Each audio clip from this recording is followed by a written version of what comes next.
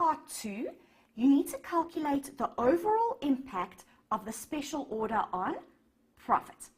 Now, this is obviously going to be different to the calculation that we performed in part 1, because in part 1, we were calculating the minimum price or the relevant cost. So we only took future cash flows that will arise as a direct consequence of the order into account in our calculation. Now in part 2, if we need to calculate the overall impact of the special order on profit, we need to take into account all income and all expenses that will affect profit and loss. So these calculations are completely different, guys. Now, there's one of two ways that you can complete the calculation. You'll see there's two alternatives in the suggested solution. I'm going to start with the one alternative, and after that I will also look at the second alternative with you. The one alternative is we have already calculated the minimum price using relevant costing. So we can use that as the starting point in our calculation and then just adjust for the differences between relevant costing and the items that would affect profit and loss. Okay, so that's the first alternative. Start the calculation with the minimum price that we calculated using relevant costing. All right, so what went into that calculation where we calculated the minimum price using relevant costing? First, we included direct material in the calculation. Now, guys, what we're trying to do now is determine whether this cost over here will affect profit and loss. Is this an accounting expense? Is this an expense that you would record in your accounting records, and will it affect profit and loss? Yes, this is an actual expense that would affect profit and loss. So we don't need to make an adjustment because this amount is already sitting in the total over there. Then for the biscuit, here you just need to be careful. For the 250 kilograms that need to be purchased at 195 Rand per kilogram, that would also be your accounting cost. And that cost is included in the subtotal, so we don't need to make any adjustments over there. However, when we performed this calculation for decision-making purposes, so when we were performing this calculation in order to calculate the minimum price or the relevant cost, the 50 kilograms that were sitting in stock, we said that this cost was not relevant because it's a sunk cost, it's money that's already been spent in the past. We also know that if they don't use the biscuit for this order, it would expire. So we said there was no relevant cost. So for decision-making purposes or for the purposes of calculating the minimum price for the special order, these costs over here were not relevant. However, this is still an actual expense that will affect profit and loss. So if we are now trying to calculate the impact on profit, we do need to take this into account in our calculation. So what was the cost of the 50 kilograms that are sitting in stock? Because that's the actual expense that would affect profit and loss. If you go back to the information provided in the scenario, they currently have 50 kilograms of biscuit in stock, which was purchased for 180 Rand per kilogram. All right, so although this is not a relevant cost for decision-making purposes when we are calculating the minimum price, this is definitely an expense that would affect profit and loss. So we need to take it into account if we are trying to calculate the impact on profit. Okay, so that's obviously an additional expense that was not taken into account in this minimum price over here. So we need to take it into account by adding it to the minimum price. All right, and it's 9,000 Rand. 50 kilograms at 180 Rand per kilogram.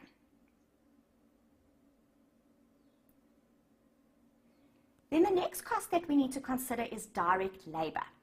And direct labor is an actual expense that will affect profit and loss, so we don't need to make any adjustment. The same logic applies to fixed overheads. That is an actual expense that will affect profit and loss, so we don't need to make an adjustment. However, for the molds, here you need to be careful.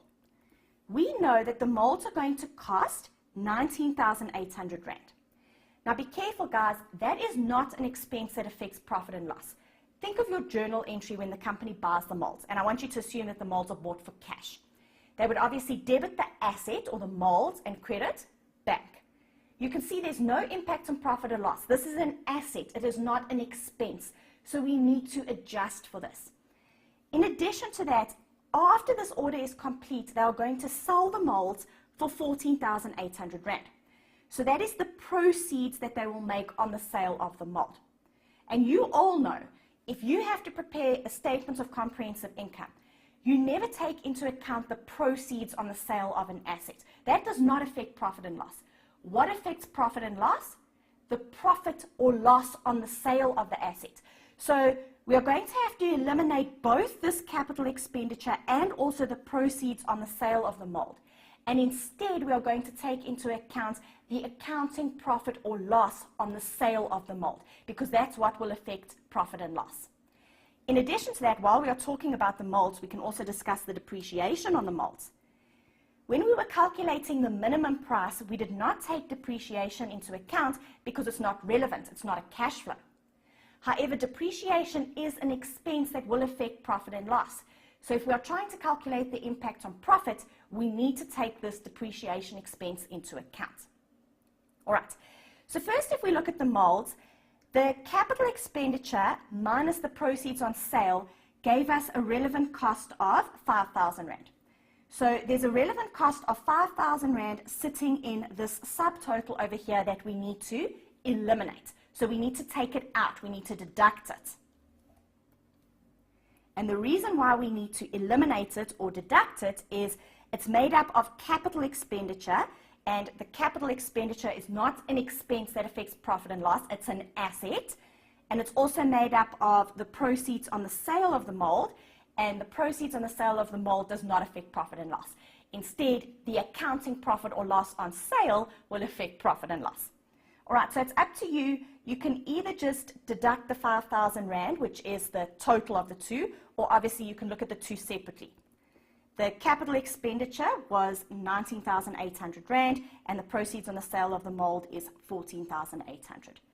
But you need to eliminate the net effect because both of those cash flows will not affect profit and loss. Instead, what do we need to take into account? Firstly, we need to take depreciation into account because it was not taken into account in this subtotal over here because it was not a cash flow. However, it is an expense that affects profit and loss. So we need to add it if we are trying to calculate the impact on profit. So if we want to calculate the depreciation, guys, we know that the molds have a useful life of 3 years. So they'll obviously be depreciated over a period of 3 years. But just be careful, this order is only going to take 1 month to complete.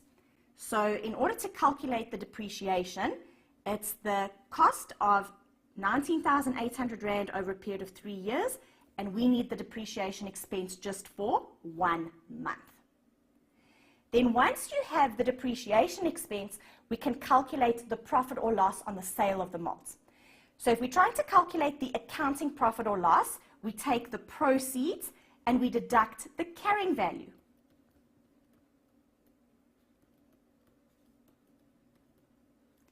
So the carrying value is obviously the cost of the molds minus the depreciation that we calculated above. All right, and you can see they are going to make a loss on the sale of the molds. So because they are going to make a loss on the sale of the mold, we need to add that to the cost that we are calculating over here.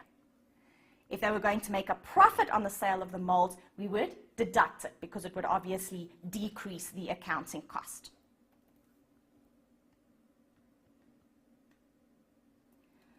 All right, then we have the packaging. So first we have the actual physical packaging of 22,500 Rand. So that is an actual expense that will affect profit and loss, so we don't need to make an adjustment for that. However, for the packaging design, we said that that was a sunk cost because the money had already been spent in the past, so it was not relevant for decision-making purposes. However, although it's not a relevant cash flow for decision-making purposes, it is an expense that will affect profit and loss. So we need to take this into account. So what was the cost for packaging design? It was 10,000 Rand. So if we are now trying to calculate the accounting cost instead of the relevant cost, we need to add the cost of that packaging design, which was not taken into account in the minimum price above.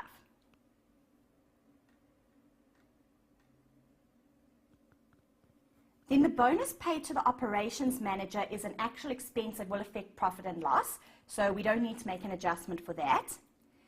For sales, marketing, and distribution costs, remember guys, there are no selling, marketing, or distribution costs associated to this order, so there's no expense that will affect profit and loss. The same logic applies to the fixed admin costs. There's no fixed admin cost associated to this order, so there's no expense that will affect profit and loss. On the other hand, for the variable admin costs of 12,000 Rand, that is an actual expense that will affect profit and loss. However, we don't need to make an adjustment because it's already included in the minimum price. And remember, we've started our calculation with that minimum price, so you don't need to make an adjustment. Then for the opportunity cost. Guys, in this question, we didn't have an opportunity cost, so you don't need to make any adjustment. However, it's important to note if you do have an opportunity cost. So I want you to assume, for example, we calculated an opportunity cost over here of 20,000 Rand. You never record an opportunity cost in your accounting records. We only calculate opportunity costs for decision-making purposes. So that's why when you are calculating the minimum price, if there is an opportunity cost, you would include it in the calculation of the minimum price. However, think of financial accounting. Do you record opportunity costs in your accounting records? No, it's not an actual expense. So if you did have an opportunity cost over here of 20,000 Rand, you would need to eliminate it from the calculation. So please just take that into account. If an opportunity cost is included in this subtotal over here, you would need to deduct it or eliminate it because it's not an actual expense for accounting purposes. All right, but we don't need to worry about that adjustment in this question because we did not have an opportunity cost. All right, so we started the calculation with this minimum price over here, and we then adjusted for all of the differences between relevant costing and costs that would affect profit and loss. And by doing that, we've calculated the accounting cost. So in other words, the expense that would be recorded in your accounting records, the expense that would affect profit and loss. Now, if you read the required, you are not required to calculate just the accounting cost. You need to calculate the overall impact of the special order on profit. So you also need to take into account the income that RCL is going to make from this special order, because that will obviously affect profit and loss. So they are going to supply 15,000 biscuits at 18 Rand per unit.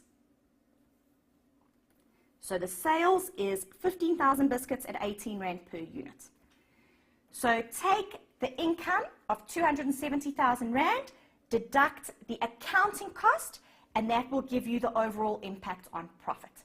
And you can see because the sales value is higher than the accounting cost, they will make a profit of 43,250 Rand from this special order. All right, so profit will increase by 43,250 Rand as a result of the special order. Then as an alternative, instead of starting the calculation with the minimum price using relevant costing and then adjusting for the differences between relevant costing and costs that affect profit and loss, you can just start the calculation from scratch, only taking into account items that affect profit and loss.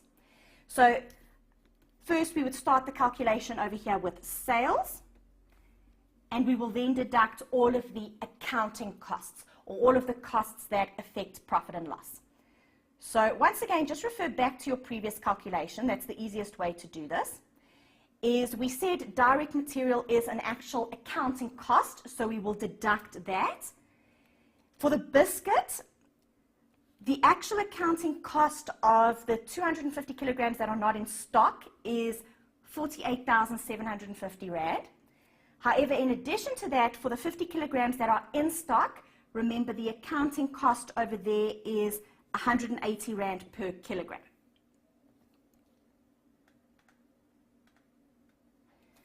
So for direct material, deduct the accounting cost. For the biscuit, 250 kilograms at 195 Rand per kilogram, plus 50 kilograms at 180 Rand per kilogram will give you your accounting cost. For direct labor and fixed overheads, these are your accounting costs over here that you can deduct. Remember, there was no difference between the cost for relevant costing purposes, or the cost when you were calculating the minimum price, and the accounting cost. So those are the accounting costs, which you can then deduct over there.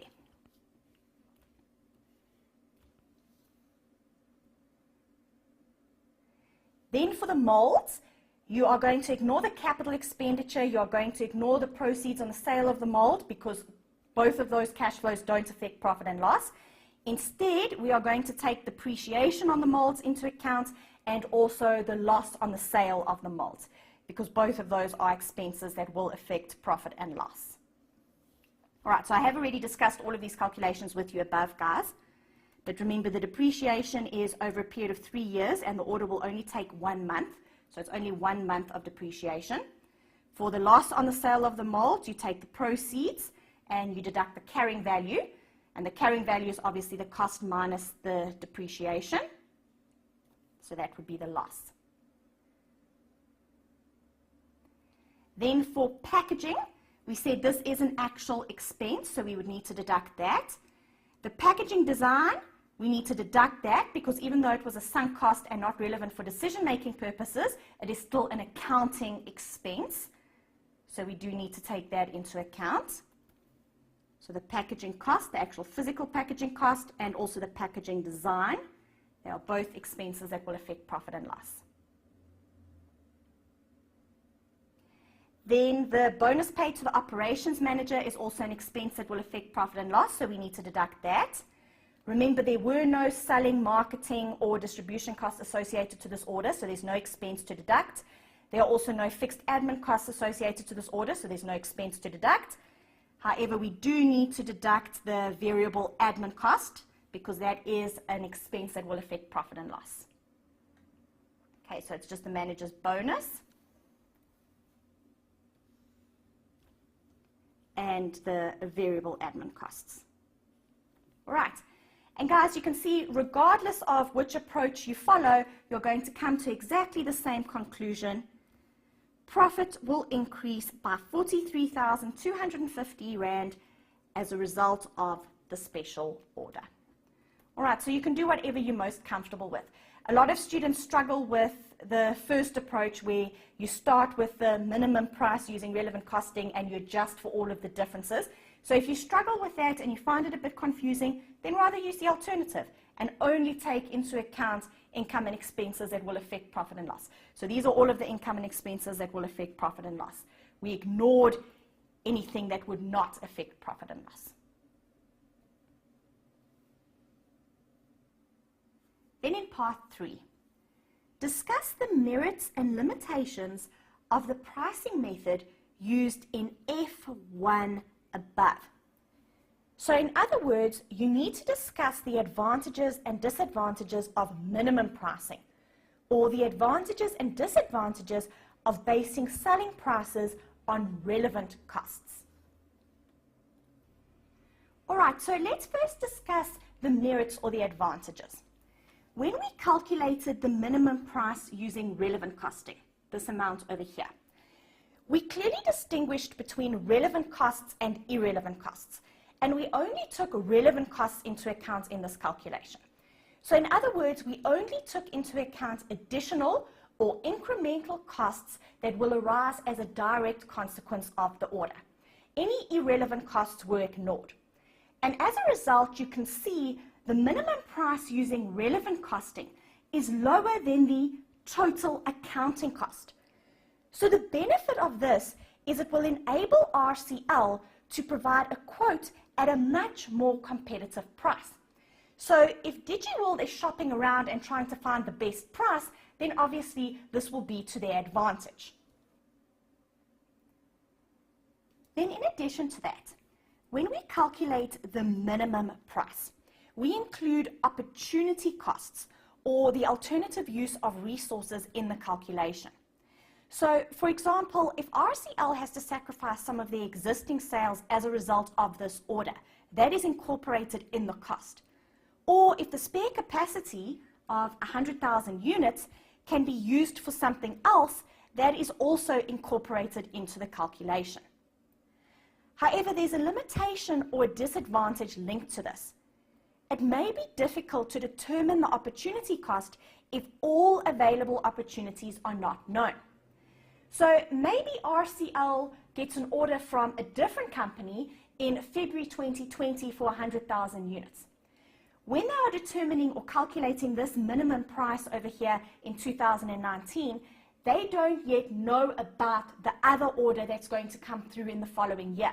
So they obviously then can't incorporate that opportunity cost into this calculation.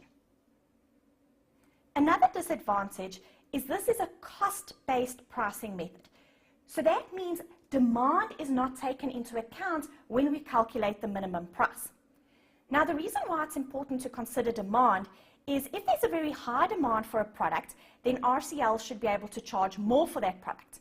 On the other hand, if demand is low, then they'll have to charge less for the product. So the fact that demand is not taken into account at all when we calculate the minimum price is also a disadvantage. There is also a risk that DigiWorld will expect repeat orders at the same low price. And the problem with this is when we calculated this minimum price over here, we don't include all fixed costs in the calculation. We only include additional or incremental fixed costs that are incurred as a direct result of the order. Now, obviously, if a company wants to be profitable in the long term, they can't only cover their incremental fixed costs. They need to cover all of their fixed costs, and they also need to make a profit. So, relevant costing is more appropriate for short-term, once-off pricing decisions. In the long term, it's important that the company covers all of their costs and they also make a profit.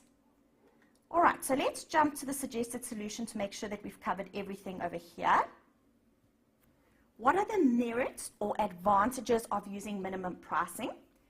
We distinguish between relevant and irrelevant costs, and we only take into account additional or incremental cash flows incurred in manufacturing and selling a product. So the benefit is this provides the information to enable tenders or quotes to be made at more competitive prices. We also said that opportunity costs or the alternative use of resources is incorporated in the calculation or into the analysis. However, linked to that, we do also have a disadvantage or a limitation, is there might be difficulty in determining the opportunity cost of resources because information on available opportunities may not be known.